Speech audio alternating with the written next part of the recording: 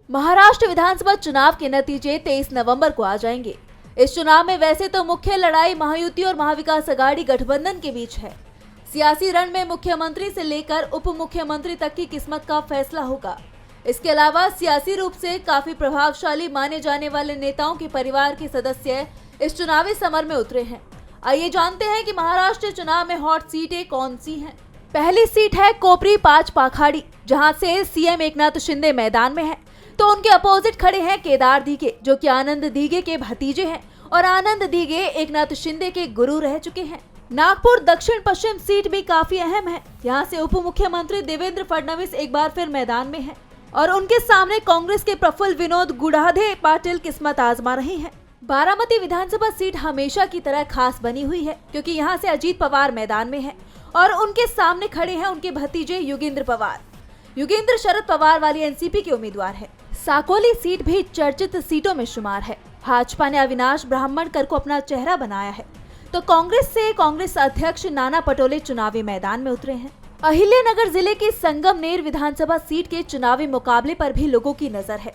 यहाँ से शिवसेना शिंदे गुट ने अमोल खताल को मैदान में उतारा है, तो कांग्रेस ने बाला साहेब थोराट को उम्मीदवार बनाया है। वहीं वर्ली विधानसभा सीट से मिलिंद देवड़ा शिंदे गुट से उम्मीदवार हैं, तो वहीं शिवसेना यूबीटी से आदित्य ठाकरे उम्मीदवार बनाए गए हैं।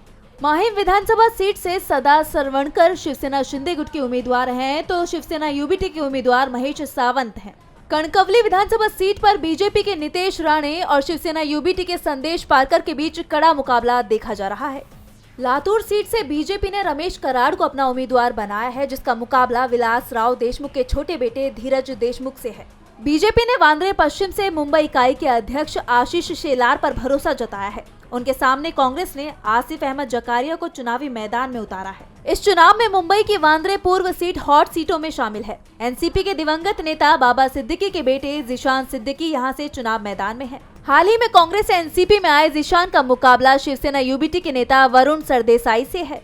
मुंबई उपनगरीय क्षेत्र की मानखुर्द शिवाजी नगर सीट पूरे चुनाव में चर्चा में रही। इस सीट पर एनसीपी अजीत गुट के नेता नवाब मलिक और सपा के नेता अबू आजमी के बीच कड़ा मुकाबला देखने को मिल रहा है।